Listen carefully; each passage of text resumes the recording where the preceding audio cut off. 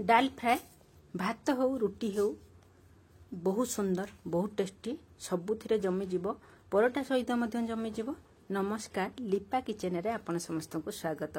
मु आज आपण सहित शेयर करछि बिना पियाज रसुन रे डाल फ्राए। ये बहुत सुंदर डाली तड़का कहि परिबे बहुत सुंदर रहिबो। टेस्ट तो एकदम पूरा एक नंबर मते बहुत सुंदर लगी। मोर आशा करे आपण मानू निश्चित भाव रेसिपीटी भल लगिबो। जदि रेसिपीटी आपन को भल लगे लाइक शेयर सब्सक्राइब करिया को जमारू भूलिबेनी। आमर एही रेसिपी बनैया पई मो गुटे गिना नियेछि होछि हरड़ डाली। आ प्रथमे ताकि हरड़ डाली को गोटे पात्र आम ढाली नबा। ढाली साइला परे पानी ढाली कि आम एमती हाथ रे भल की प्रेस करके धोई नबा जो द्वारा कि आम डाली भितर थिबा धला धला पानी गुडाक बाहरी जिवो।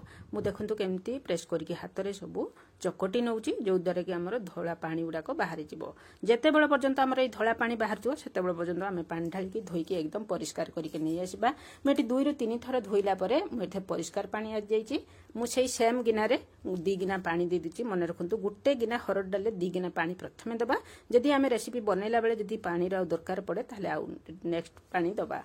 प्रेसर दे दे के आम दे दबा होची स्वाद अनुसार लुण हलदी गुंड आ गोटे चामच दे दबा आम सोरिष तेल दे के आम प्रेसर रे सीटी दे छाड़ दबा। 2टा सीटी आम एठी लगेबा। 2टा रु अधिक लागीबनी। 2टा सीटी रे हमर परफेक्ट पूरा सिझी जिवो। देखंतु मटी 2टा सीटी बाहरी गला परे मु एठी सीटी काढी की देखौची एकदम पूरा डाली देखंतु केते सुंदर पूरा सिझीची। पूरा एकदम सिझी जाइए। पानी आमर भी ठीक ठाक अच्छी। जदि भी पानी शॉर्ट लगे ताले हमें पानी पछरे दे पारिबा। मोटे गोटे करेई बसै नहीं एकदम पूरा छोट चामच 2 चामच देदेबा होची गुआ घी 2 चामच दे आम गोटे चामच देदेबा गोटा जीरा आउ ता सहित देदेबा किछि हेटी गोटा मसला जमती लवंग दालचीनी गुजराती आउ देदेबा आम होची गोलमरीच आउ सुखिला लंका 2टा आउ तेजपत्र 2टा। बस गैस र फ्लेम एकदम लो रहिबो।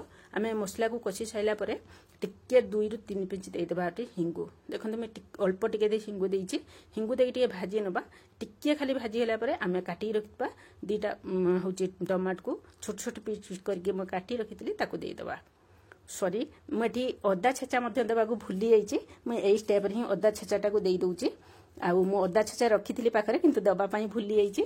आपण एई जेतेले मसलाटा होची टिके कसिबे ना हिंगु पकेबे तापर संगे संगे अदा को कुराटा को देई देबे आ टिके बळ कई सेकंड पई अदा कुराटा को भाजीबे। भाजी साइला परे आपण एठी टमाटर को पकेबे।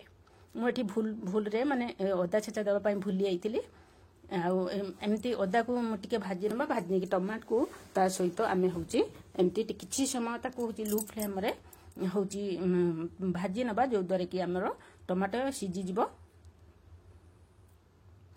देखो ये टमाटर आमर पूरा सिझी गलानी आ एकदम पूरा चुन चुन हो गलानी। आम ए स्टेप रे डाली की जो रखी सिझे हरड़ डाली को आम ता भितर होची ऐड कर नबा। देखो ये मुझे से सेम गिना रे अध गिनारू टिके अधिक पानी देइची। माने मोटो उपरे मोटी 2.5 गिना पानी देइची। 2.5 गिना पानी रे आमर डाली एकदम पूरा परफेक्ट आसी। ये आमर टिके फुटिबो आ ठंडा हला परे एकदम पूरा तड़का भलिया हेइ जिवो डाली। सेत पई मु एठी अधा गिना पानी आउ ऐड करली। एठी डाली आमर जेतले फुटी जिवो देखंतु डाली आमर एठी फुटी गलानी। आउ डाली फुटी गला परे आमे एठी कोन करबा ना ता भीतर दे देबा आधा चामच रु टिके अधिक माने हाफ चामच अधिक भजा जीरा गुंड आ किछि कटा धनिया पत्र। बस एतिकी मसला आपण दियंतु आउ एको होची 1 मिनिट भले आउ फुटांतु। फुटी गला पर गैस को फ्लेम को बंद कर दियंतु आउ ताकू गरमा गरम प्लेट रे सर्व करंतु। भात रुटी परोटा सबुथिरे जमी जिवो। जदि रेसिपीटी आपनको भल लागे ताहले लाइक शेयर सब्सक्राइब करियो को जमारी भूलिबेनी। फेसबुक पेज देखुतले फॉलो तो निश्चय करिवे। रहिली पुणी आउ एक नुआ रेसिपी नहीं भी आपण पाखु पुणी आसीबी।